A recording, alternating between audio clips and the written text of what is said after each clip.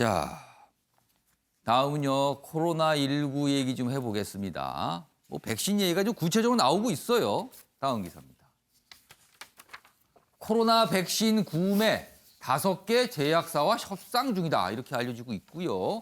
정부는 내년 4월에서 6월 접종 시작 가능할 수 있다. 이런 전망을 좀 내놓고 있습니다. 아직은 조심스럽습니다.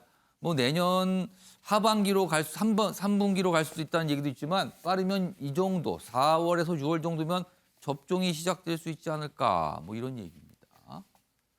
국민 60% 3천만 분 확보를 추진다. 3천만 명분 확보. 그리고 뭐 일부 제약사는 뭐 계약 완료했다는 얘기도 좀 있고요. 그런데 이게 있습니다. 이게.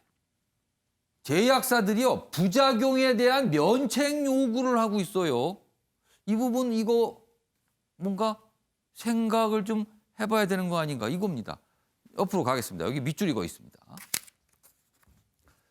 제약사들이 부작용 면책을 요구하고 있는 것도 협상 진행에 발목을 잡고 있는 것으로 보인다. 지금 협상을 하는데 제약사들이 이런 조건을 걸고 있는 거예요. 그럼 우리로는 쉽게 받기는 좀 어려운 거 아닙니까? 자, 다음 화면입니다. 자, 여기 보시면 우리 이제 방역 당국에는 설명이 있는데 뭐 우리나라뿐만 아니라 모든 국가에 요청을 하고 있다는 거예요. 그리고 유효성, 안정성 위한 절차 마련하고 뭐 협상 통해 우려 없도록 하겠다. 뭐 이런 얘기들이 좀 있습니다. 자, 그럼요.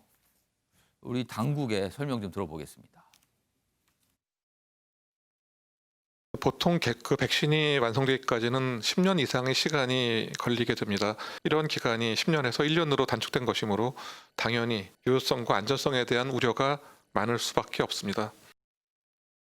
그러니까 지금 방금 들으셨죠? 이 부분입니다. 원래 보통은 10년은 걸려야 되는데 이거 좀 한 1년 만에 빨리 한 거니까 이게 제약사들도 힘들었다는 그런 뜻이죠. 그러니까 부작용, 면책 뭐 이런 게 좀 있다. 그런 거 면책 요구가 있다. 이게 설명이 나온 겁니다. 지금요.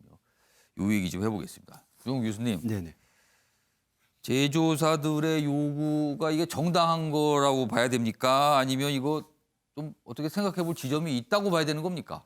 뭐 완벽히 정당하다고 할 수는 없지만 솔직히 타당한 요구입니다. 제작사들에서도 사실 이 부작용을 국가가 담보해주지 않으면 각국의 국가가 담보해주지 않으면 예. 그 모든 소송을 자신들이 감당을 해야 되거든요. 그러면 앞으로 백신 개발 같은 것은 제약사들이 사실은 엄두도 못 내게 됩니다. 그 부작용에 대한 기준도 모호할 뿐더러 나는 부작용이 됐다라고 얘기했을 때 그걸 어떻게 감당해야 될지 제약사들은 그런 면에서는 국가 단위로 이걸 면책을 요구하는 게 지금 면책의 요구라고 표현이 돼가지고 너무 과도한 게 아닌가라고 비춰지지만 예. 사실은 제조사가 할 수 있는 최선이라고 생각할 수 있어야 되고요. 어. 그런데 또 하나는 이 코로나 백신 같은 경우는 3상 임상시험 4만 5천 명 대상으로 이루어졌습니다. 과거 우리가 그 신총 플루 때를 돌이켜보면은 예. 사실은 그때는 치료제가 먼저 나왔지만 백신도 이제 뒤늦게 투입이 됐는데 500명에서 600명 사이에 임상시험을 마치고 3개월 만에 의료진 접종을 먼저 출발을 해서 이제 출발했던 경험이 있습니다. 그 얘기는 뭐냐 하면 안정성과 동시에 이런 전염병에 있어서는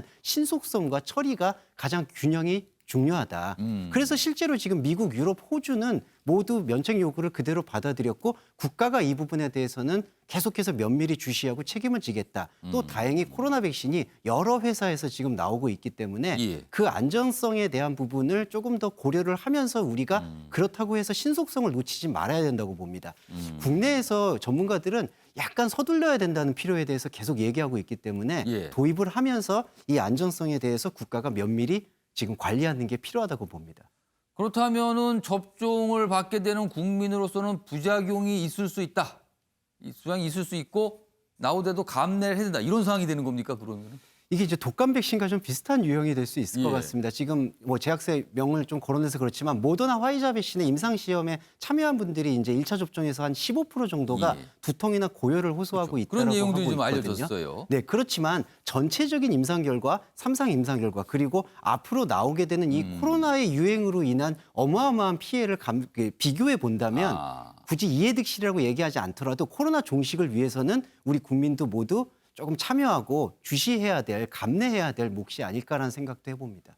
자, 그럼 장우희 변호사. 네. 만약에 뭐 다른 나라 그렇고 우리나라가 이제 면책을 인정해 줬어요. 부작용에 대한 면책. 근데 접종을 받고 이제 부작용이 발생할 수 있는 거 아닙니까? 그럴 때 부작용으로 고통을 겪으신 분이 문제 제기 법적인 어떤 문제 제기를 할 수 네. 있어요. 그렇다면은 예를 들어 금전적 뭐 보상 또는 배상 이런 부분을 정부가 책임지게 되는 겁니까? 그때는? 네, 구조는 그렇게 될 겁니다. 만약에 접종으로 인한 피해 상황이 발생했을 때 그 예. 당사자가 제약회사를 상대로 소제기 자체를 못하게 규정할 수는 없을 겁니다. 아. 왜냐하면 그 부분은 이제 권리 행사로 당연하게 보장이 돼야 되는 측면이기 때문에 다만 어떤 국가와 제약사의 관계 그 계약 속에서 만에 하나 피해자가 이 제약사를 상대로 손해배상 소송을 했을 때 예. 그 비용과 어떤 부담 측면을 이제 정부가 책임을 지는 그런 형태로 아마 계약을 하고 그걸 전제돼야 이제 백신을 제공해주는 그런 이제 형국이 될 걸로 보입니다.